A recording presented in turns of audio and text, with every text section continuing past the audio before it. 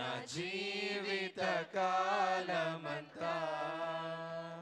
లోకపు శ్రమలు నన్నెదిరించిన, లోకపు శ్రమలు నన్నెదిరించిన, కఠినులు రాళ్ళతో హింసించిన, కఠినులు రాళ్ళతో హింసించిన, స్తెఫనును సాగేదా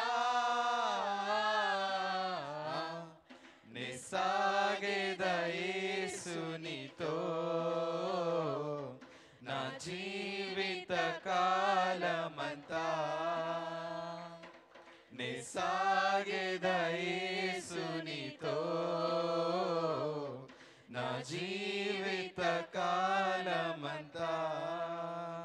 బ్రతుకుట క్రీస్తే చావైన మేలే, బ్రతుకుట క్రీస్తే చావైన మేలే, క్రీస్తుతో హత సాక్షిగా మారినా, క్రీస్తుతో హత సాక్షిగా మారినా, పౌలు వలె సాగేదా సాగేదా యేసునితో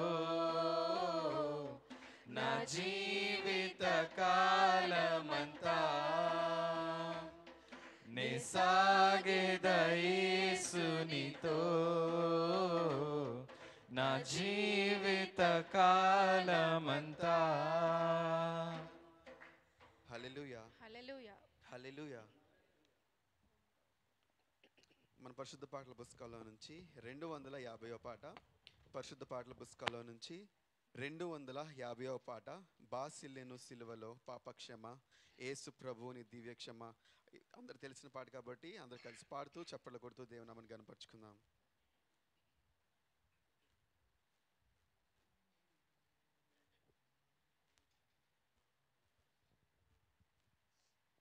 బాసిల్లెను సిలువలో పాపక్షమా, యేసు ప్రభుని దివ్యక్షమా.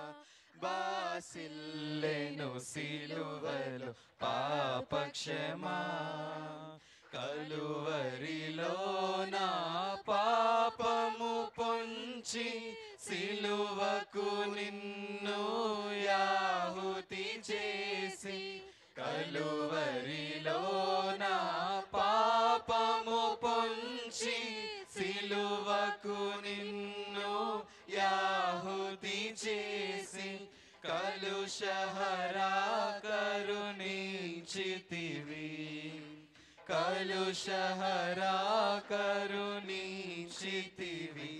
బాసిల్లెను సిలువలో పాపక్షమా, దోషము చేసినది నేనే గదా, మోసముతో బ్రతికిన నేనే గదా, దోషము చేసినది నేనే గదా, మోసముతో బ్రతికిన నేనే గదా, మోసితివా నా శాపభారం, మోసితివా నా శాపభారం.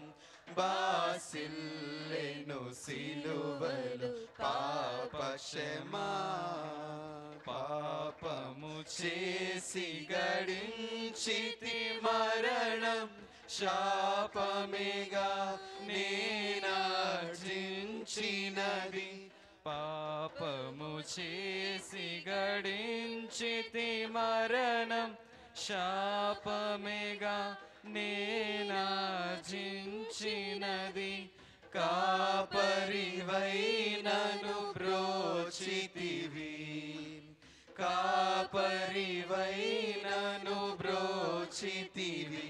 బాసిల్లెను సిలువలో పాపక్షమా, నీ మరణపు వేదన వృధా కాదు, నామదిని వేదనలో మునిగే. నీ మరణపు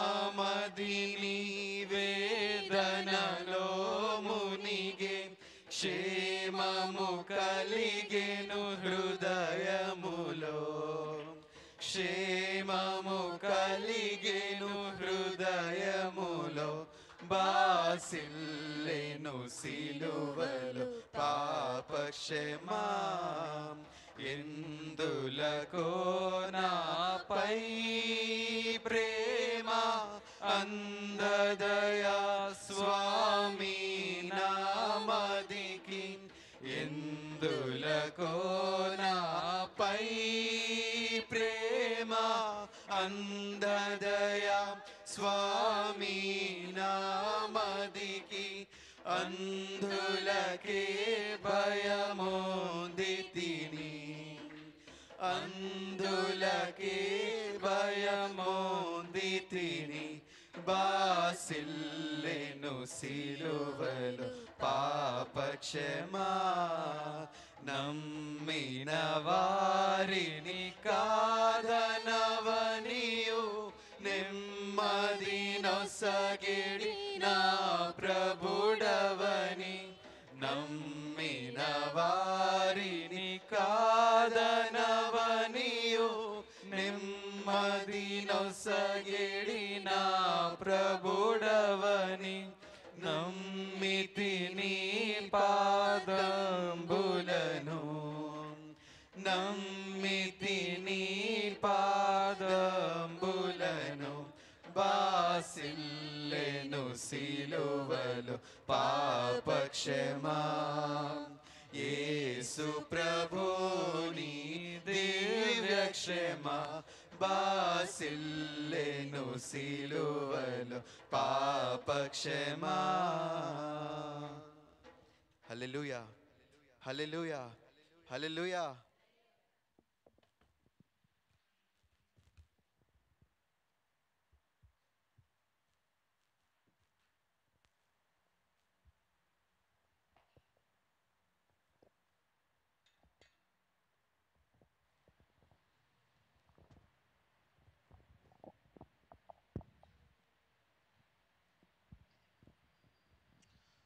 ప్రైజ్ ది లార్డ్. హల్లెలూయా. దయచేసి లేచి నిలబడదాం. ఈ దినం కొరకు సిద్ధపరిచిన వాక్య పఠనాన్ని ధ్యానం చేద్దాం. ఆదికాండం మొదటి అధ్యాయము మొదటి అధ్యాయము 27వ వచనం 31వ వచనాన్ని చదువుతాను. జాగ్రత్తగా వినండి. దేవుడు తన స్వరూపమందు నరుని సృజించెను. దేవుడు స్వరూపమందు వాని సృజించెను, స్త్రీనిగాను పురుషునిగాను సృజించెను. 31. దేవుడు తాను చేసినది యావత్తును చూచినప్పుడు అది చాలా మంచిదిగా నుండెను. అస్తమయమున ఉదయమున కలుగగా 6వ దినమాయెను. ప్రార్థించండి. ప్రభు సన్నిధిలో మరి 2 చేతులు పైకెత్తి పరిశుద్ధాత్మ దేవుడు మరొక ఉపవాస ప్రార్థనలో శిలువ ధ్యానంలో ఉదయకాలపు ప్రభు చెంత గడిపే ధన్యత ప్రభు మనకు అనుగ్రహించిన విధానాన్ని బట్టి ఈ దినం చేయబోతున్న ప్రార్థనలు విజ్ఞాపనలు ఉపవాసాన్ని పరిశుద్ధాత్మ దేవుడు ముద్రించులాగా ఈ దినమంతా కూడా ప్రభు మనల్ని నడిపించులాగా 2 చేతులు పైకెత్తి ఓ నిమిషం ప్రార్థన చేద్దాం. పరిశుద్ధాత్మ సన్నిధి మన మధ్యలో సంచారము చేయులాగా చేయబోతున్న ఉపవాసాన్ని ప్రభు ముద్రించులాగా ఈ దినం ప్రార్థనలన్నిటి మీద ప్రభు కన్ను దృష్టి ఉంచులాగా ఏ సమస్య కొరకైతే ప్రార్థిస్తున్నామో విజ్ఞాపనలు చేస్తున్నామో వాటి నుండి ప్రభు గొప్ప విడుదల ఇచ్చులాగా గొప్ప కార్యములు ప్రభు జరిగించులాగా ప్రత్యేకంగా సమస్యలన్నిటికీ ప్రభు పరిష్కారం ఇచ్చులాగా ప్రభు పాదాల చెంత 2 చేతుల పైకెత్తి ప్రార్థనలు గడుపుదాం. ప్రభు మనతో ముఖాముఖిగా మాట్లాడులాగా ఈ దినము తన కృపచేత ప్రభు నింపులాగా తన వాత్సల్యతను ప్రభు మనకు కనపరచులాగా ఆయన హస్తము చేత ప్రభు మనందరి కూడా నడిపించులాగా ఉపవాస దినములన్నీ కూడా ప్రభు ముద్రించి మనకు మేలుకరంగా ప్రభు చేయులాగా ఉపవాసం ఉంటున్న బిడ్డలు ప్రత్యేక ప్రభు ఎత్తి పట్టుకొని మేలుతో ప్రభు తృప్తిపరచులాగా 2 చేతులు పైకెత్తి ప్రార్థన చేద్దాం. ఈ దినం విత్తబడిన వాక్యం ద్వారా కూడా పరిశుద్ధాత్మ దేవుడు మనందరితో ముఖాముఖిగా మాట్లాడేలాగా వాక్యమైన దేవుడు మన మధ్యలో సంచారము చేయులాగా వాక్యమైన తండ్రి మన మధ్యకి దిగి వచ్చేలాగా ఆత్మకార్యములు ప్రభు జరిగించులాగా మోషేతో మాట్లాడిన దేవుడు మనతో ముఖాముఖిగా మాట్లాడులాగా ప్రభు పాదాల చెంత ఓ ప్రార్థన చేద్దాం. ప్రభు నీ సమస్యలన్నిటికీ పరిష్కారం ఇచ్చులాగా, ప్రభు నిన్ను బలపరచులాగా, కన్నీళ్ళు తుడిచి ప్రభు నోటి నిండా నవ్వు కలగ చేయులాగా రెండు చేతుల పైకెత్తి ప్రభుకి చేయబోతున్న ప్రార్థన ఉపవాసాన్ని ప్రభు అంగీకరించి ముద్రించి ప్రతిఫలం దయచేయులాగా రెండు చేతుల పైకెత్తి ప్రభు కృతజ్ఞతాస్తుతులు చెల్లిద్దాం.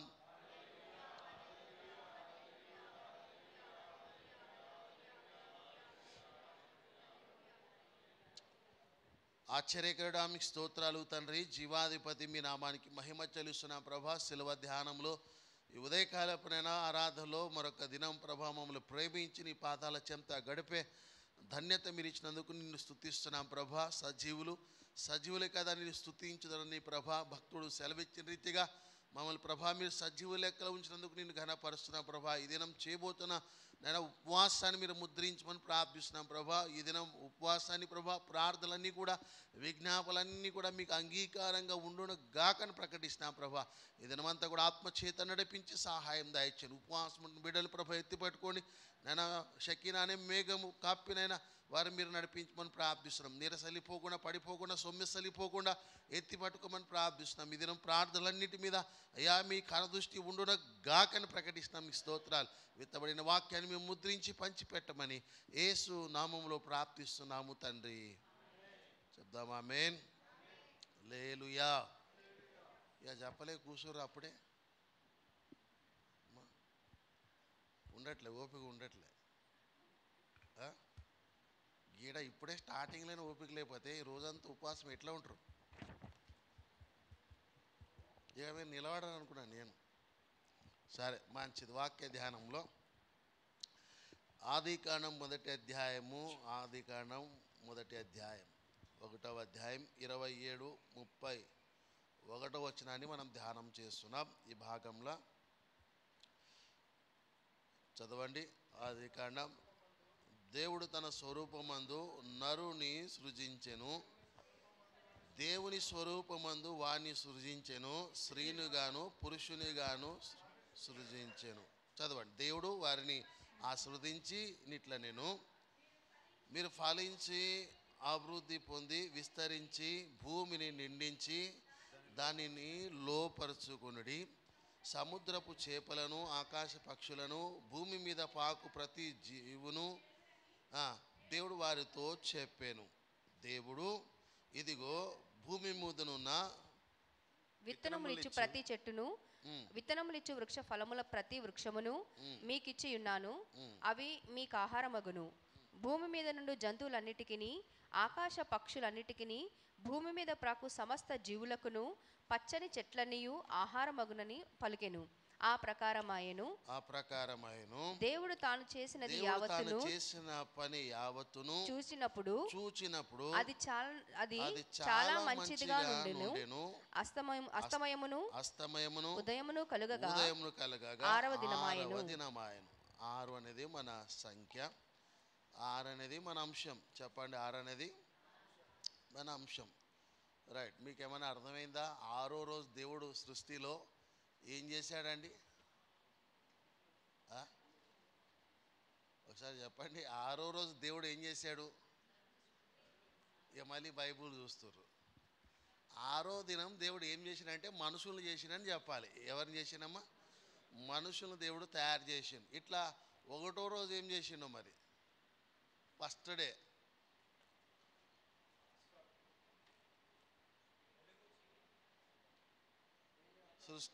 సృష్టి 6 రోజులు కదమ్మా.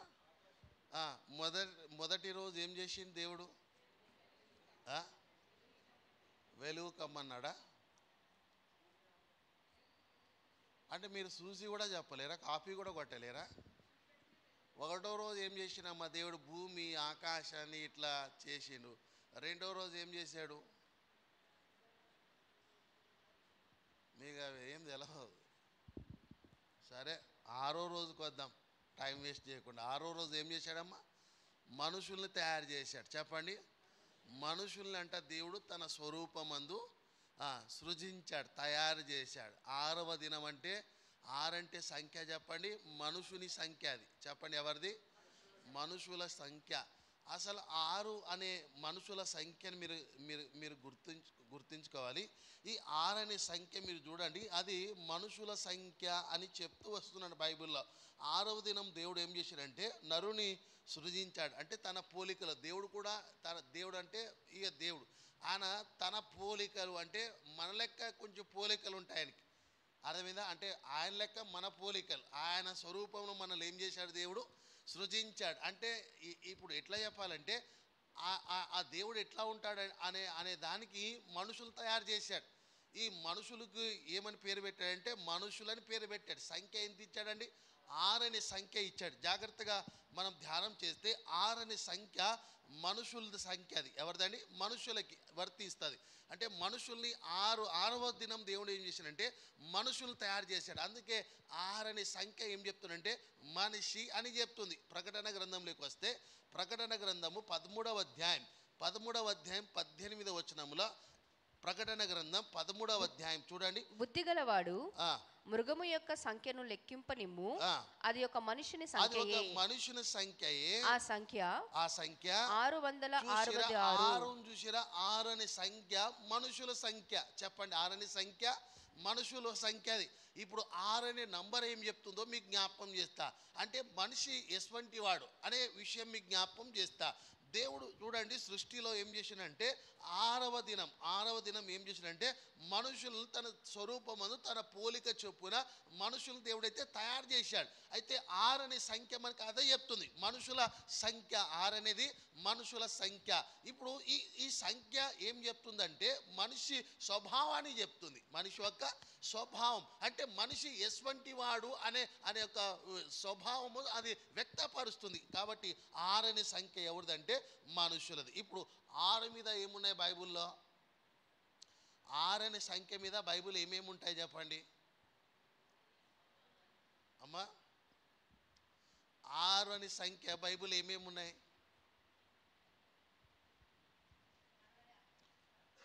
66 పుస్తకాలు ఉన్నాయి. ఇంకా 6 అనే సంఖ్య మీద ఏమేమి ఉంటాయి? ఇప్పుడు గొల్లియాతు ఉన్నాడా? గొల్లియాతు దావీదు చంపాడు కదా, వాని హైట్ ఎంతమ్మా?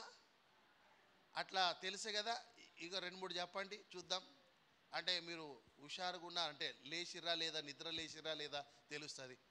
ఓ 2-3 చెప్పండి. ఇట్లా 6 అనే సంఖ్య మీద ఇంకేమున్నాయి?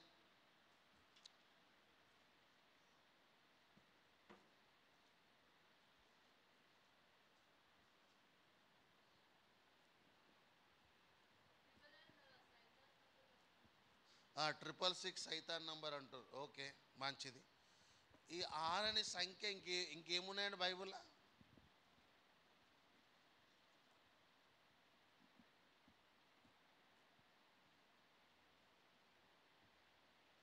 సరే చూసి చెప్పండి.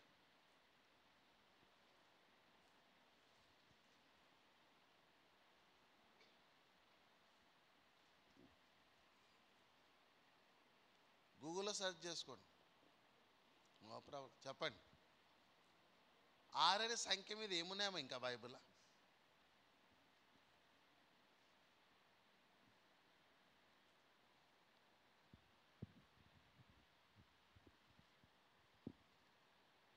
దానియేలు గ్రంథంలో నెబుకద్నెజరు రాజు ఉన్నాడు కదా, ఆయన ఒక ప్రతిమ తయారు చేస్తాడు, ఒక విగ్రహం. అది ఎన్ని అడుగులు ఉంటుంది?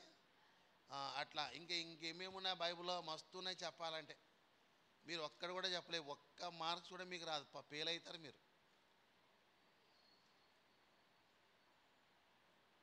ఇక చాలమ్మ, స్టడీ చేసింది చాలు, నన్ను చూడండి, నేను చెప్తా వాక్యం. రైట్. 6 అనే సంఖ్య మనుషుల సంఖ్య. చెప్పండి, 6 అనే సంఖ్య మనుషుల సంఖ్య. దేవుడు సృష్టిలో ఏం చేశాడంటే 6వ దినం ఏం చేశాడంటే పురుషత్సే ఆరాంసే మనుషులను తయారు చేసిండు. తన పోలిక చొప్పున తన పోలికలో మనుషులను తయారు చేసిండు. మనుషులను తయారు చేసి దేవుడు ఏం చెప్పిండు ఆ విషయం అక్కడ 28కి మనం చదివితే దేవుడు మనుషుల్ని ఆస్వాదించి ఏం చెప్పాడమ్మా? మీరు ఫలించి విస్తరించి అభివృద్ధి చెందుడని దేవుడు సర్వాధికారం భూమి మీద మనుషులకి ఇచ్చాడు. ఈ మనిషి అనేటోడు ఏం చేసిండంటే పాపం చేసి ఇచ్చిన అధికారం అంతా కోల్పోయిందా లేదా? క్వాలిఫైడ్. ఇప్పుడు మనిషి ఏం చేసిండంటే పాపం చేశాడు. ఏం చేశాడమ్మా? పాపం. ఈ మనిషి పాపం చేశాడు కదా, ఆ పాపం పోవాలంటే మనిషికి ఏం కావాలంటే, మీకు అర్థమైందా? ఆ యేసు రక్తం, వేరొక రక్తం చిందిస్తే మనుషులు పవిత్రపరచబడతారు. ఇప్పుడు వాక్యంలోకి వెళ్ళిపోదాం. మీకు నేను ఏం చెప్తున్నా అంటే, 6 అనే సంఖ్య ఎవరిదండి? మనుషుల సంఖ్య. అది చెప్పండి, మనుషుల సంఖ్య. సరే, వాక్య ధ్యానంలోకి వెళ్ళిపోతే పరిశుద్ధ గ్రంథంలోకి వెళ్ళి యోహాను సువార్త 2వ అధ్యాయంలోకి వద్దాం. యోహాను సువార్త 2వ అధ్యాయంలో చూడండి. 2వ అధ్యాయంలో కానాలో ఒక వివాహం జరుగుతుంది. ఆ వివాహానికి ఎవరు వచ్చారంటే యేసు ప్రభువును ఆయన శిష్యులు ఆ వివాహానికి పిలువబడ్డారు. మరియా ముందే వెళ్ళిపోయింది. అయితే యేసు క్రీస్తు వారు ఆ వివాహానికి వెళ్ళినప్పుడు, కానా వివాహానికి, అక్కడ ద్రాక్షారసం అయిపోయింది. ఏమైపోయిందండి? తెలుసు కదా, పెళ్ళికి ఎక్కువ ఈ ప్రసంగాలు చేస్తుంటారు. అయితే ద్రాక్షారసం అయిపోయినప్పుడు యేసు తల్లి వచ్చి ఏం చెప్పిందంటే, ద్రాక్షారసం అయిపోయింది అనగానే యేసయ్య ఏం చెప్పాడమ్మా? నా సమయం ఇంకాను రాలేదని చెప్పాడు. అప్పుడు ఏం చేశారంటే, జాగ్రత్తగా వినండి, అక్కడ యూదుల శుద్ధీకరణాచార ప్రకారంగా ఏం చేశారు? 6 రాతి బాణలు. చెప్పండి. ఇప్పుడు మీకు అర్థమవుతుంది కదా వాక్యం. 6 అనే సంఖ్య ఏమేమి చెప్తుంది అనేది. 6 అనే సంఖ్య ఫస్ట్ ఏం చెప్పండి? మనుషుల సంఖ్య. ఇప్పుడు 6 రాతి బాణలు ఏం చేశారంటే నీళ్ళు నింపారు. ఎన్ని అండి? 6 రాతి బాణలు. చెప్పండి ఒకసారి. 6 రాతి బాణలో నీళ్ళు నింపారు. ఇప్పుడు ఆ నీళ్ళు నింపారు చూసారా, ఆ బాణాలకి ఏమని పేరు పెట్టారంటే యూదుల శుద్ధీకరణాచారము. చెప్పండి. అంటే 6 అనే సంఖ్య ఏం చెప్తుందంటే మనము శుద్ధి చేసుకోవాలని చెప్తుంది. వింటురా వాక్యం? మనం ఏం చేసుకోవాలమ్మా? శుద్ధి చేసుకోవాలి. యూదుల శుద్ధీకరణాచారం అంటే వాళ్ళకి ఆచారం ఉంది. ఏంటది? శుద్ధి చేసుకోవడం. శుద్ధి చేసుకోవడం. మనం కూడా బల్లకు ముందు 3 రోజులు చేస్తాం కదా. ఏంటది? శుద్ధీకరణ కూడికలు అంటాం కదా. ఉపవాస ప్రార్థనలు ఉంటాం. మనం 3 రోజులు ఉపవాస ప్రార్థన, శుద్ధీకరణ కూడికలు మనకు జరుగుతాయి. ఆ తర్వాత మనం బలలోకి ఏమేస్తాం? చేయి వేస్తాం. ఆ తర్వాత బలలో మనం ఏమవుతామంటే పాలి భాగస్తులు అవుతాం. శుద్ధీకరణ లేకుండా బలలో చేయి వేస్తే ఏమవుతుంది అంటే మనకు తెలుసు. మనం సరి చేసుకుంటేనే ఆ బల్ల మనకు ఆశీర్వాదకరంగా ఉంటుంది. మనం బల్లలో చేయి వేస్తే అది మనకు దీవెనకరంగా ఉంటుంది. ఆ సంగతి మనకు తెలుసు కాబట్టి మనం శుద్ధి చేసుకోవడానికి ప్రయత్నం చేస్తాం. ఇప్పుడు ఇక్కడ ఈ వాక్యం ఏంటంటే యూదుల శుద్ధీకరణాచారం అంటే వాళ్ళకి ఆచారం ఉంది. ఏంటది? శుద్ధి చేసుకోవడం. శుద్ధి చేసుకోవడం అంటే చెప్పండి. శుద్ధి చేసుకోవడం అంటే సరి చేసుకోవడం, కడుక్కోవడం, పవిత్రపరచుకోవడం వాళ్ళకి ఆచారం. అది వింటున్న వాక్యం. ఎందుకు ఆచారం అంటే మనిషి ఎటువంటి వాడంటే పాపి. మనిషి అనేవాడు పాపి. ఈ పాపం నుండి మనం విముక్తి పొందాలంటే, ఈ పాపం మనలోకి వెళ్ళి పోవాలంటే, అపవిత్ర మనలోకి వెళ్ళి పోవాలంటే మనము శుద్ధిపరచుకోవాలి. మనమే సరి చేసుకోవాలి. మనలో పరిశుద్ధత కనపడాలి. ఇది దేవుడు మనలో కోరుకుంటున్నాడండి. ఇప్పుడు 6 అనే సంఖ్య ఏం చెప్తుంది తెలుసా? నిన్ను నువ్వు శుద్ధి చేసుకోవాలి, నిన్ను నువ్వు పవిత్రపరచుకోవాలని 6 అనే సంఖ్య చెప్తుంది. ఇప్పుడు 6వ దినం ఇంకొకసారి చెప్పి వాక్యంలోకి వెళ్ళిపోతా. సృష్టిలో 6వ దినం దేవుడు ఏం చేశాడంటే మనుషుల్నే చేశాడు. ఎవరని? మనుషులు చేశాడు. అందుకే 6 అనే సంఖ్య మనుషులకే పెట్టాడు. మనుషుల సంఖ్య ఎంతంటే 6. చెప్పండి. మరి 7వ దినము అంటే 7వ దినం ఎవరిది? గదేనండి, విశ్రాంతి దినం అంటే దేవుని దినం. అది 7వ దినం. ఇప్పుడు 6వ దినం అంటే మనది. మనం ఏం చేయాలని చెప్తాడు వాక్యం?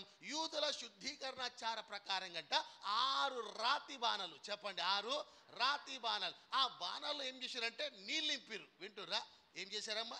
నీళ్ళు నింపేశారు. ఇప్పుడు ఈ 6 బాణాలు దేనికి సూచిస్తున్నాయంటే ఎవరికండి? మనుషులకి. 6 అనే సంఖ్య అదే కదా. 6 అనే సంఖ్య ఏం చెప్పండి? మనుషుల సంఖ్య.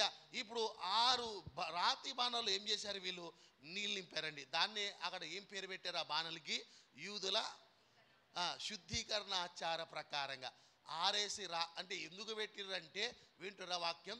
అప్పుడు అక్కడ ఏం జరిగిందంటే ద్రాక్షారసం అయిపోయిందండి. ద్రాక్షారసం అయిపోయింది. ఇప్పుడు ఈ బాణాలు ఎందుకు పెట్టిరంటే అందులో నీళ్ళు ఉంటాయి. ఆ ఫంక్షన్కి అంటే వివాహానికి వచ్చిన వాళ్ళు ఏం చేయాలంటే కాలు కడుక్కొని లోపలికి రావాలి. అది వాళ్ళ సాంప్రదాయం. గదే రాశారు కదా, యూదుల శుద్ధీకరణాచార ప్రకారం. అంటే ఆచారం వాళ్ళకి. ఎట్లా? కాలు కడుక్కొని లోపలికి రావాలి, అర్థం మీద చేతులు కడుక్కొని భోజనం చేయాలి. అంటే అదేంటి వాళ్ళకి? శుద్ధీకరణ. అంటే మనిషి పవిత్రంగా ఉండాలి. మనిషి పాపి, మనిషిలో అపవిత్రత ఉంది. మనిషి శుద్ధి చేసుకోవాలి. శుద్ధి చేయబడితేనే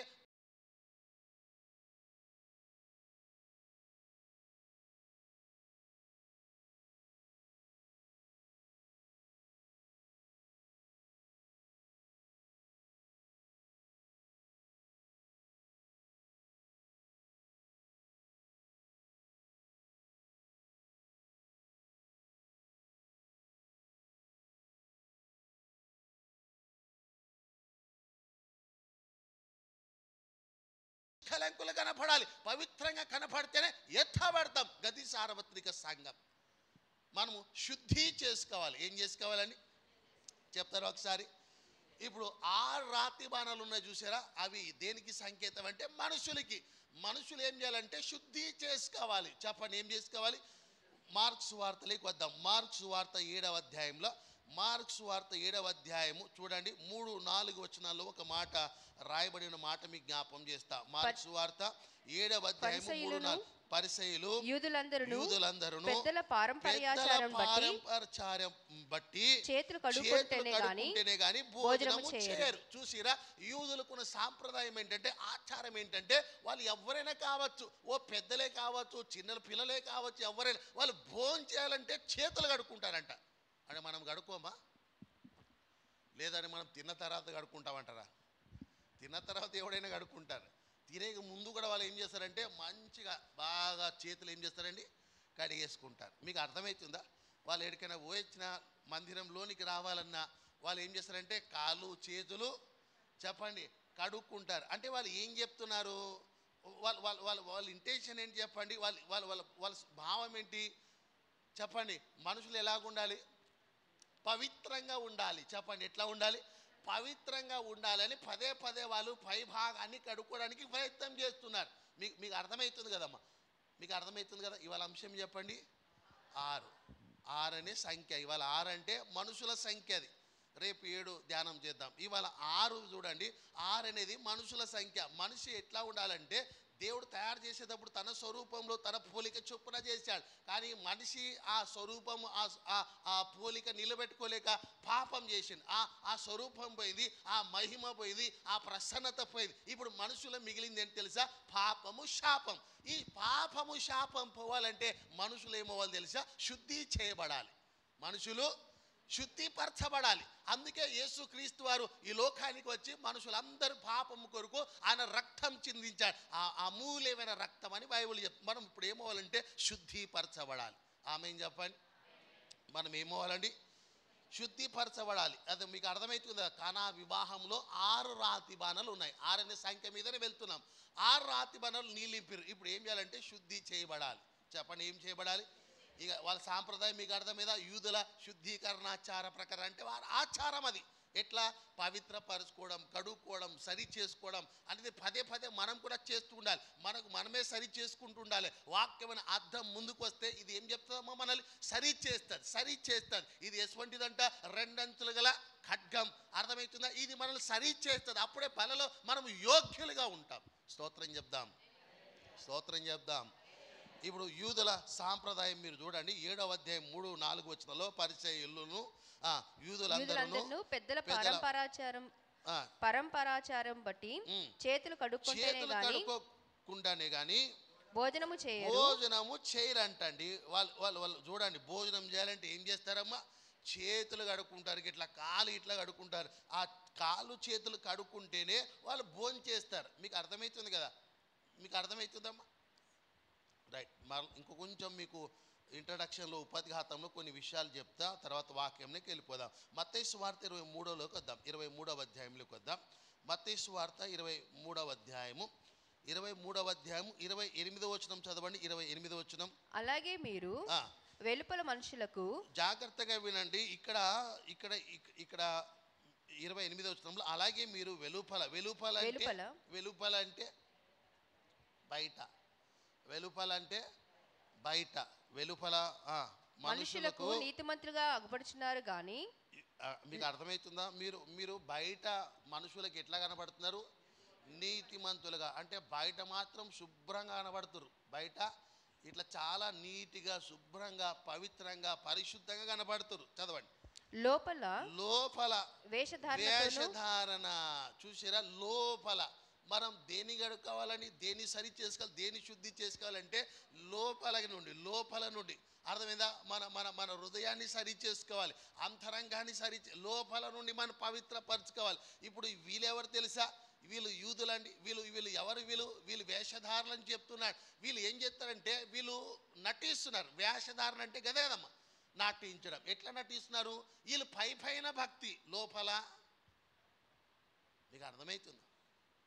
ఇప్పుడు వాక్యం ఏం చెప్తుందంటే మనం లోపల నుండి శుద్ధిపరచబడాలి. ఆమేన్ చెప్పండి. మనం లోపలికి వెళ్ళి చెప్పండి శుద్ధి చేయబడాలి లోపల నుండి. అంటే ఇప్పుడు దేవుడు ఏం లక్ష్య పెడతాడు చెప్పండి? మన హృదయాంతరంగాన్ని దేవుడు లక్ష్య పెడతాడు. గలతీయులకు రాసిన పత్రిక 2వ అధ్యాయంలో మనం చదువుతాం. ఏమండి? దేవుడు నరుని పైరూపమును లక్ష్య పెట్టాడు. ఏమి లక్ష్య పెట్టాడు? పైరూపాన్ని దేవుడు లక్ష్య పెట్టాడు. మరి ఏం లక్ష్య పెడతాడు? నీ అంతరంగాన్ని దేవుడు లక్ష్య పెడతాడు. అంటే అంతరంగం పవిత్రంగా ఉందా, అంతరంగం శుద్ధి ఉందా లేదా గది దేవుడు చూస్తాడని. నీ పైరూపం ఏమాత్రం దేవుడు లక్ష్య పెట్టాడు. అంటే లోపల మనం ఏమాలు తెలుసా? శుద్ధిపరచబడాలి. ఆమేన్. లోపలికి వెళ్ళి మనము శుద్ధిపరచబడాలి. లోపల నుండి మనం పవిత్రులుగా ఉండాలి. లోపల కలంకం కనపడవద్దు. లోపల నీ లోపల దేవునికి ఏ లోపము కనపడవద్దు. నువ్వు పవిత్రంగా కనపడడానికి ప్రయత్నం, పవిత్రంగా ఉండడానికి, పవిత్రత కాపాడుకోవడానికి నువ్వు ప్రయత్నం చేయాలి. ఇప్పుడు ఇక్కడ వాక్యంలో మీకు ఒక విషయం జ్ఞాపం చేసి వాక్యంలోకి వెళ్ళిపోతా. వీళ్ళు ఎవరంటే జాగ్రత్తగా వినండి. వీళ్ళు పరిసయ్యులండి. ఎవరండి? పరిసయ్యులు ఏం చెప్తారు తెలుసా? పైన ఎట్లా అండి? పైన చాలా పవిత్రంగా ఉన్నాం అని చెప్తారు, కానీ లోపల ఎట్లా ఉన్నారంట చెప్పండి? వేషధారణ అంటే లోపల అంతా పవిత్రత. చెప్తారు కదా సామెత, పైన పటారం అన్నట్టే ఉంది. ఈ పైన భక్తి, పైన పవిత్రత, పైన పరిశుద్ధత, ఇట్లా పైన ఉంది. కానీ దేవుడు అంటాడు పైన రూపం దేవుడు లక్ష్య పెట్టాడు. దేవుడు నరుని పై రూపము లక్ష్య పెట్టాడండి. దేవుడు అంతరంగాన్ని చూస్తాడు. ఏం చూస్తాడండి? అంతరంగం చూస్తాడు. ఇప్పుడు దావీదుని దేవుడు ఎట్లా ఏర్పరచుకున్నాడండి? దావీదుని ఏం చూశాడండి దేవుడు? దావీదుని ఏం చూసి దేవుడు రాజుగా అభిషేకించాడు చెప్పండి? హృదయాన్ని పరిశీలించాడు. దావీదు మీరు చూడండి, సౌలు కంటే 100% పవిత్రంగా కనిపించాడు, 100% యోగ్యుడిగా కనిపించాడు. అందుకే దావీదు స్థాయి దేవుడు మార్చేశాడు. ఎక్కడో గొర్రెలు కాపారండి, ఎక్కడ తీసుకొచ్చాడు? ఒక రాజుగా చేశాడు. ఎట్లా చూశాడు? ఏం చూశాడండి? దేవుడు నరుని పై రూపమును లక్ష్య పెట్టాడు. మీకు తెలుసు కదా, సమూయేలు ప్రవక్తను పంపించాడు. ఎవరింటికి? యెషయా ఇంటికి పంపిస్తే పెద్ద కుమారుడు వస్తే ఇతను దేవుడు అభిషేకించబోతుంటే ఇతను కాదు, రెండోవాడు కాదు, మూడోవాడు కాదు, ఇట్లా ఎవరు మరి? ఆఖరోడు ఒకడు ఉన్నాడు. ఏడున్నాడు వాడు చెప్పండి? ఎక్కడున్నాడు దావీదు? గొర్రెలు ఎక్కడో కాస్తున్నాడండి. మేకల మంద, గొర్రెల మంద అడవిలో ఉంటే పిలవమన్నాడు దేవుడు. చూసిరా? వస్తే అప్పుడు అతని మీద దేవుని ఆత్మ వచ్చింది. స్తోత్రం చెప్పండి. ఏం చూశాడండి దావీదులో దేవుడు? హృదయాంతరంగాన్ని దేవుడు పరిశీలిస్తాడు. స్తోత్రం చెప్పండి. ఇప్పుడు నేనేమంటానంటే 6 అనే సంఖ్య మనుషుల సంఖ్య. హృదయాంతరంగం ఎట్లా ఉండాలంటే పవిత్రంగా ఉండాలి. ఆమేన్ చెప్పండి. మీకు అర్థమవుతుందమ్మా? సంఖ్య ఎంత? 6. గదే మన అంశం ఇవాళ 6. నిన్న 5 అయిపోయింది కదా. ఒకసారి నంబర్ చెప్పండి వెనకకెళ్ళి. 1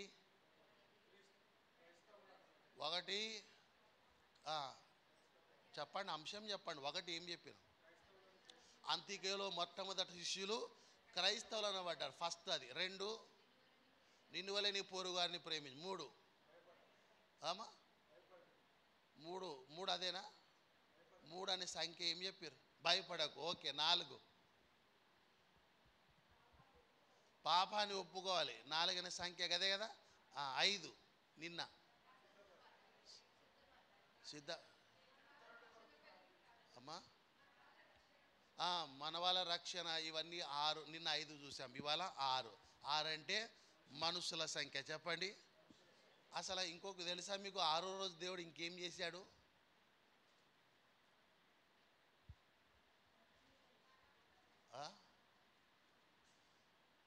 ఆరో రోజు ఒక మనుషుల్ని చేసిండా, ఇంకేమైనా చేసిండా?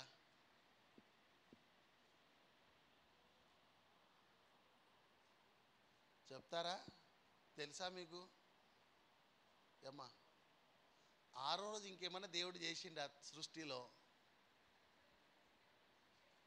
ఎవరో చెప్తారో జర గట్టిగా చెప్పండి. కాదండి, ఇంకేమో చేసిండు 6వ రోజు కూడా.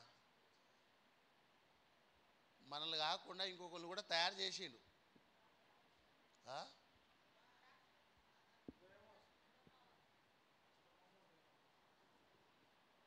ఆ రోజు రొట్టి మనుషుల్ని తయారు చేసిండమ్మా, జంతువులను తయారు చేసిండు.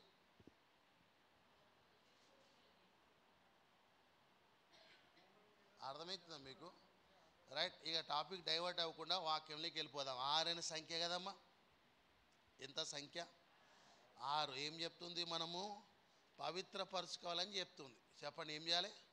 పవిత్రపరచుకోవాలి. రైట్. ఇక 6 అనే దాని మీద ఒక 2 మాటలు చెప్పి త్వరగా ముగించడానికి ప్రయత్నం చేస్తా. మీకు అర్థమవుతుంది కదా చెప్పేది? మీరు మీరు మీరు స్పందిస్తుంటే నాకు చెప్పడానికి కొంచెం అంటే బాగుంటుంది వాక్య ధ్యానంలో. ఇప్పుడు వాక్యంలోకి వద్దాం. మొదటి కొరింథీయులకు రాసిన పత్రిక ఆ 3వ అధ్యాయము చూడండి. మొదటి కొరింథీయులకు రాసిన పత్రిక 3వ అధ్యాయం 12, 13 వచనాలు చదవండి. 12, 13 ఎవడైనను ఈ పునాది మీద అమ్మ ఈ పునాది మీద బంగారము ఏమండి వెండి ఏంటంటే బంగారము వెండి వెలగల రాళ్ళు కర్ర గడ్డి కొయ్యలు చాలండి. ఎన్ని వచ్చాయండి? ఇక్కడ 6 ఉంటాయి. చూడండి ఒకసారి. ఉన్నాయి 6 ఉన్నాయా? ఈ చైర్ల వాళ్ళు పాపము ఎగ్జామ్స్ ప్రిపేర్ అవుతారు. వీళ్ళు 6 ఉన్నాయి కదమ్మా. ఇక మీరు ఎగ్జామ్స్ ఏం ప్రిపేర్ కాకండి. నన్ను చూడండి, నేను చెప్తా. క్వశ్చన్ నేనే చేస్తా, ఆన్సర్ కూడా నేనే చెప్తా. నన్ను చూడండి అమ్మ, మీరేం కంగారు పడకండి. నన్ను చూడండి. ఇట్లా 6 ఉన్నాయి కదా. అక్కడ ఏమేమి ఉన్నాయి చెప్పండి? బంగారం, వెండి, వెలగల రాళ్ళు, కర్ర, గడ్డి, కోయ. 6 ఉన్నాయి కదా. అవేంటో అసలు?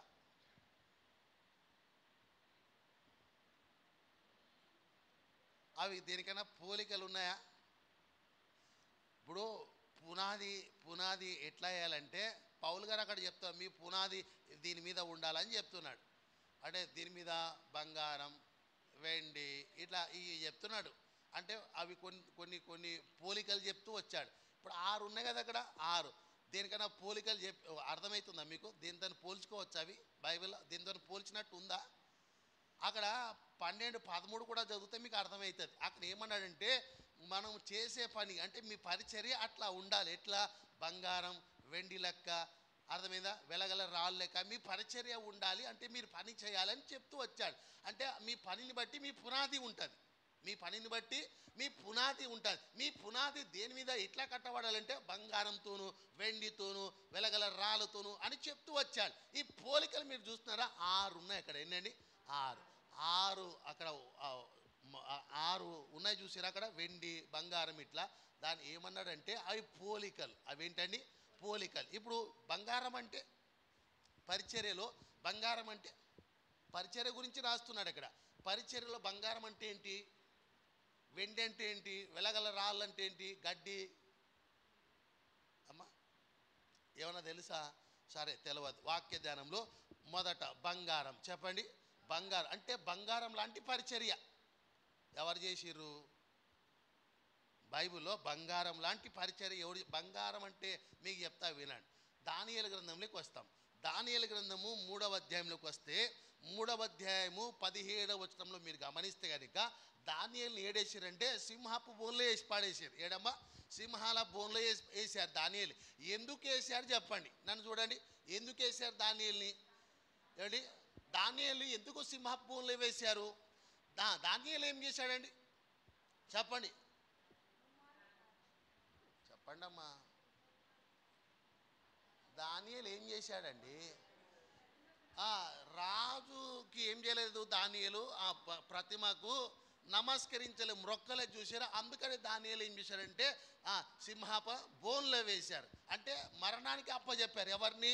దానియేలు. ఇప్పుడు దానియేలు ఏమన్నాడు తెలుసా? నా ప్రాణం పోయినా పర్వాలేదు, నేను మాత్రం ఆ ప్రతిమకు చెప్పండి నమస్కరించని, నేను ప్రార్థన చేయను అనగానే దానియేలు నువ్వు ఎక్కడ వేశారు తెలుసా? సింహపు. ఇది ప్రాణం ఇవ్వడం అనేది బంగార పరిచర్య. ప్రాణం పెట్టడం. మీ పరిచర్య ఎట్లా ఉంది? మీరు చేసే పనులు ఎట్లా ఉన్నాయి అంటే బంగారం లాంటి పనులు చేస్తున్నారు దేవుని కొరకు. అది గోల్డ్. అది దానియేలు చూడండి. దానియేలు గోల్డ్. దానియేలు ఏంటండి? గోల్డ్. ఎట్లా? ప్రాణం పెట్టేవాళ్ళు గోల్డ్. వాళ్ళు ప్రాణం పెట్టేవాళ్ళు బంగార పరిచర్య. వాళ్ళ పునాది బంగారం మీద ఏమబడింది. కాబట్టి దానియేలు చూడండి, ప్రాణం పైనా పర్లేదు, దేవుణ్ణే మొక్కుతా, దేవుణ్ణే పూజిస్తా. దానియేలు పరిచర్య చూడండి, అది బంగారం లాంటిది. షడ్రక్, మేషక్, అబేద్నెగోలు ఉన్నారు. వాళ్ళు కూడా అగ్నిలో వేశారు. ఏమైనా అయిందా? వాళ్ళకి కాలేదు. వాళ్ళు కూడా చెప్పారు ప్రాణం పోయినా పర్లేదు కానీ నీకు మాత్రం నమస్కరించమని చెప్పారు. వాళ్ళ ప్రాణం ఇవ్వడానికి కూడా సిద్ధపడ్డారు. ఇదేంటంటే బంగారం. మీకు అర్థమవుతుందా? రెండోది ఏముంది అక్కడ? వెండి. వెండి అంటే శ్రమ. పరిచర్యలో దేవుని పనిలో శ్రమ అయినా పర్వాలేదు, నేను అనుభవిస్తా అనేటోళ్ళు రెండో కేటగిరీ. ఒకటి ప్రాణం పెట్టేవాళ్ళు, రెండోది శ్రమ పడేవాళ్ళు. మీకు వాక్యంలోకి మీకు జ్ఞాపం చేస్తా, మీకు వాక్య ధ్యానంలో జ్ఞాపం చేస్తా. రెండో పాయింట్కి వద్దాం. రెండో పాయింట్కి టైం అయిపోతుంది. రెండవ పాయింట్ రెండవ తిమోతిలకు రాసిన పత్రిక 4వ అధ్యాయం 5వ వచనం చదవండి. 4వ అధ్యాయం 5వ వచనం. అయితే నీవు అన్ని విషయములలో మితముగా ఉండుము, శ్రమపడుము, సువార్తికునగా చూసిరా పని పరిచర్య. రెండోది ఏంటంటే వెండి. చెప్పండి, వెండి. 6 ఉన్నాయి కదమ్మా, 6 చెప్పడానికి టైం లేదు కానీ ఒక 2 చెప్తా ఇవాళ. ఒకటి బంగారం లాంటి పరిచర్య. అంటే బంగారం అంటే దేవుని కొరకు పెట్టేవాళ్ళు ఉన్నారా? బంగారం లాంటి పరిచర్య అంటే దేవుని కొరకు ప్రాణం పెట్టేటోళ్ళు ఉన్నారా? ఉంటే మీరు ఎవరు దేవుని దృష్టిలో అంటే బంగారం. చెప్పండి, మీకు అర్థమైందా? మీరెవరు? బంగారం. రెండోది అక్కడ చూడండి ఏంటంట, శ్రమ పడువారు. వాళ్ళు ఎవరు? వెండి. ఎవరండి? వెండి. మీరు బంగారమా వెండా? బంగారం కాదు వెండి కాదని బాబు అంటారా? ఏంటో మరి, ఇత్తడా ఏంటో, ప్లాస్టికా, ఏం చెప్పాలి? మీరు ఏంటమ్మా? మీ 6లో మీరు ఒకలై ఉన్నారు. 6 వస్తువులు ఉన్నాయి కదా. బంగారము, వెండి, వెలగల రాళ్ళు, కర్ర, గడ్డి ఉన్నాయి కదా. అలా మీరు ఒక్కలు. ఇప్పుడు 6 అనే సంఖ్య అక్కడ ఉందా లేదా? రైట్. మీకు చాలా క్లుప్తంగా చెప్పడానికి ప్రయత్నం చేస్తున్నాను. 6 అనే సంఖ్య ఏంటమ్మా? మరలా ఒకసారి చెప్పండి. మనుషుల సంఖ్య. అది 6 అనే సంఖ్య ఏం చెప్తుందంటే మనిషి ఏమవ్వాలి? పవిత్రపరచుకోవాలని చెప్తుంది. పవిత్రపరచుకోవాలి. రెండోది ఏం చెప్తుందంటే మనం పరిచర్య చేయాలని చెప్తుంది. ఏం చెప్తుంది? పరిచర్య చేయాలి మనిషి. చూడండి ఇక్కడ ఈ పరిచర్య ఎలాంటిదంటే అంటే శ్రమ ఉంది. ఇలా రెండో పాయింట్ ఏముందండి? చెప్పండి. శ్రమ ఉందంట. ఇందులో పరిచర్యలో వాళ్ళు ఎవరు? వెండి లాంటి వాళ్ళు. చెప్పండి, వాళ్ళు ఎవరండి? వెండి. ఫస్ట్ ఎవరండి? గోల్డ్. వాళ్ళు ప్రాణం పెట్టేటోళ్ళు గోల్డ్. రెండో వాళ్ళు శ్రమ పడేటోళ్ళు. శ్రమలు పరిచర్యలో దేవుని కొరకు. అర్థమైందా? దేవుని కొరకు. వీళ్ళు ఎవరంటే వెండి. చెప్పండి, ఎవరండి? వెండి. మీకు అర్థమవుతుంది కదమ్మా? అవుతుందా లేదా? 2వ తిమోతిలకు రాసిన పత్రిక చూడండి, 2వ అధ్యాయం 9వ వచనం చదవండి. 2వ అధ్యాయం 9వ వచనం. ఫస్ట్ది వదిలేసా, గోల్డ్ మీకు అర్థమైంది కాబట్టి. ఏమండి? నేను నేరస్తుడే ఉన్నట్టు ఆ సువార్త విషయమై సంఖ్యలతో బంధింపబడి శ్రమ పడుచున్నాను. చూసిరా పౌలు గారు, ఇది ఆయన పరిచర్య ఎట్లా ఉందమ్మా? ప్రయాస పడుతున్నాడు. ఆయన ఏమైతున్నాడు? శ్రమ పడుతున్నాడు. ఆయన శ్రమ పడ్డాడు కాబట్టి కొంతమందికి ఏం చెప్పగలిగాడు? వాక్యం బోధించగలిగాడు. ఆయన పరిచర్య మీరు చూడండి, అది వెండి లాంటి పరిచర్య అని చెప్తున్నాడు ఆయన.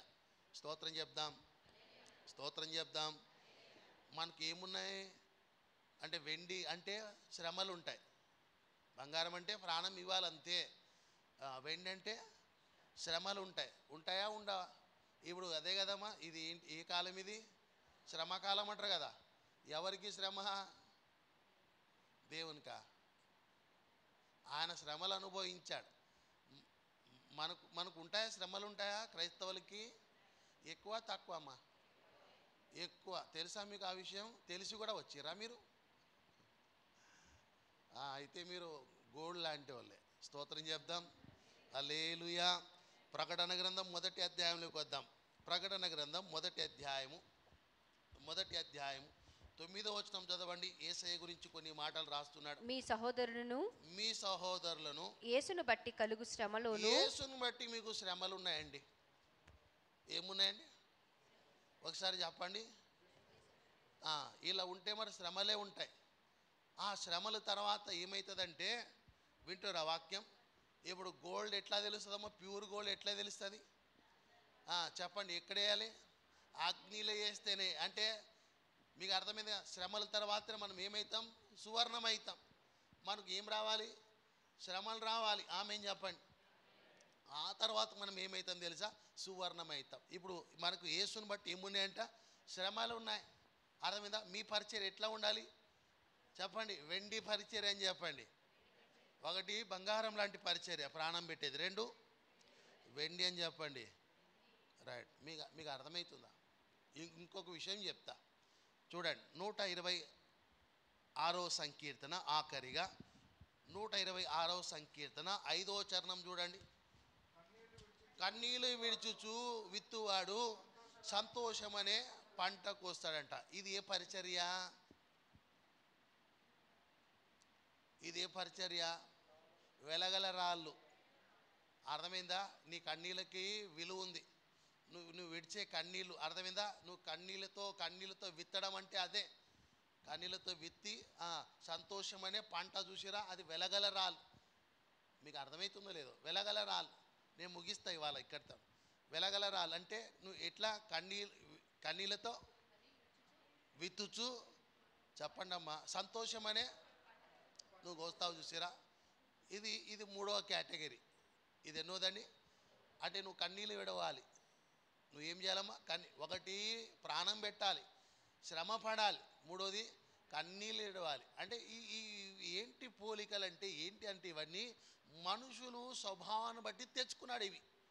మీకు అర్థమైందా? దేవుడు సృష్టిలో ఇట్లా మనుషులు ఇట్లా ఉండాలి, శాపగ్రస్తులై ఉండాలి, పాపములు ఉండాలి దేవుడు కోరుకోలేదు. దేవుడు తయారు చేసేటప్పుడు దేవుడు ఎట్లా తయారు చేశాడంట? 27వ వచనంలో తన స్వరూపంలో తయారు చేశాడు. కానీ దేవుడు ఇచ్చిన ఆ స్వరూపాన్ని మనిషి పోగొట్టుకున్నాడు. ఇప్పుడు మనిషి ఏమయ్యాడంటే తెలుసా? అపవిత్రుడయ్యాడు. ఏమయ్యాడండి?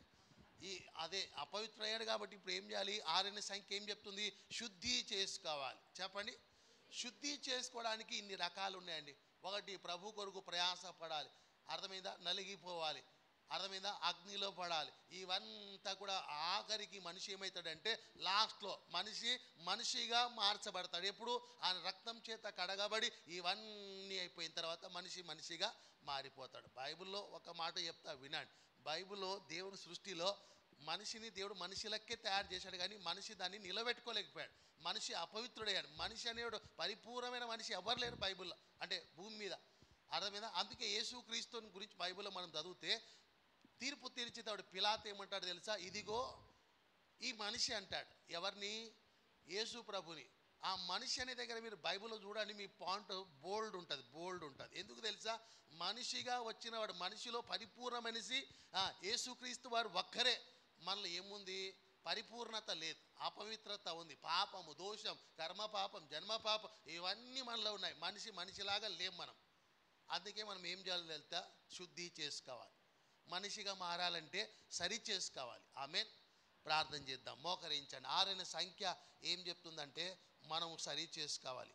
6 సంఖ్య మనుషుల సంఖ్య. అది ప్రకటన 1:6 ప్రకారం మనము మనుషుల సంఖ్య అని వాక్యం చెప్తుంది. సంగమ కొద్ది నిమిషాలు మోకరిద్దాం.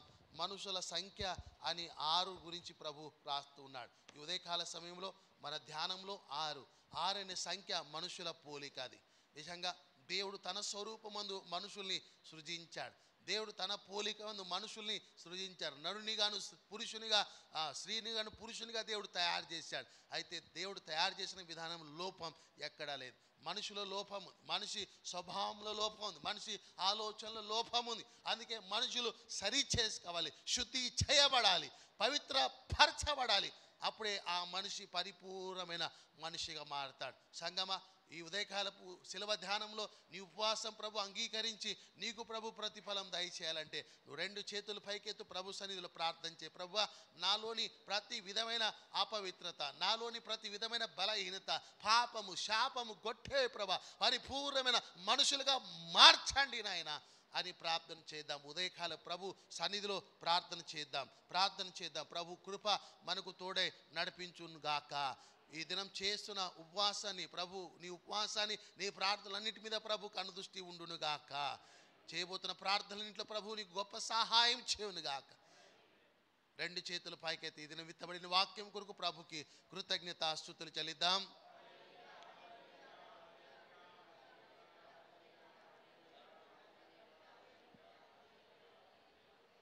ప్రార్థన. దయగల స్వామి, మీకు స్తోత్రములు ప్రభా. జీవాధిపతి, సర్వాధికారి మీ నామానికి మహిమ చెల్లిస్తున్నాం. తిరిగి ప్రభా ఈ దినాన ప్రభా శిలువ ధ్యానంలో ఉదయకాలపు నీ పాదాల చెంత గడుపుటకు విజ్ఞాపనలు ప్రార్థనలు యాచలు చేయుటకు నైనా మీరు చూపిన కృపకై మీకు స్తోత్రాలు ప్రభా. ఇది ఉపవాసాన్ని మీరు అంగీకరించమని ప్రార్థిస్తాం నైనా. చేయబోతున్న ఉపవాసం అంతట్లో మీరు ఉండండి ప్రభా. ఒక నూతనమైన బలము శక్తి చేత నింపమని ప్రార్థిస్తున్నాం. ఉపవాసం ద్వారా ప్రభా నేను చేరుకోవడానికి సహాయం చేయమని ప్రార్థిస్తున్నాం ప్రభా. ఉపవాస దినములన్నీ కూడా మీరు ముద్రించినైనా గొప్ప మేలుతో నైనా ప్రతిఫలము దయచేయమని ప్రార్థిస్తున్నాం. ఏ శ్రమలో ఏ బాధలో నన్ను ఇబ్బందులో నన్ను ఏ సమస్యలో నీ సన్నిధికి బిడ్డలు వచ్చారో వాటన్నిటికీ పరిష్కారం ఇచ్చే దేవుడు మీకు స్తోత్రములు ప్రభా. ఉపవాసాన్ని మీరు అంగీకరించమని ప్రార్థిస్తున్నా. ఈ దినం చేస్తున్న ప్రార్థన విజ్ఞాపనలు అన్నీ సఫలం చేయను ప్రభా. ప్రార్థనలు అన్నిటి మీద మీ కనుదృష్టి ఉండునో గాకని ప్రకటిస్తాం. మీకు స్తోత్రాలు ప్రభా. ప్రత్యేకంగా ఉపవాసం ఉంటున్న బిడ్డలు మీరు ఎత్తి పట్టుకునైనా ఎక్కడ ఎండ దెబ్బ తాకకుండానైనా నిరసలిపోకుండా సొమ్మసిలిపోకుండా ఎత్తి పట్టుకుని నూతనమైన బలము చేత నింపమని ప్రార్థిస్తున్నాం. ఇది నా ప్రత్యేకమైన ప్రభా కోణంలో బిడ్డలందరితో మీరు మాట్లాడిన విధానం బట్టి స్తుతిస్తున్నాం ప్రభా. పరిపూర్ణమైన మనుషులుగా మీరు మార్చమని ప్రార్థిస్తున్నాం. ఇది నా ప్రభ ప్రత్యేకమైన ఆ ఆలోచన చేత మరొకసారి సంఘాన్ని నడిపించి బలపరిచి మీ నామానికి మహిమ తెచ్చుకోమని యేసు నామములో ప్రార్థిస్తున్నాము తండ్రి. మన తండ్రి అయిన దేవుని ప్రేమ, కుమారుడైన యేసుక్రీస్తు వారి కృప, పరిశుద్ధాత్మక ఐక్యత, అన్యున్నత సహవాసం ఇప్పుడున్న మనతోను లోకంలోని సకల పరిశుద్ధులకు సదాకాలం తోడై ఉండునుగాక.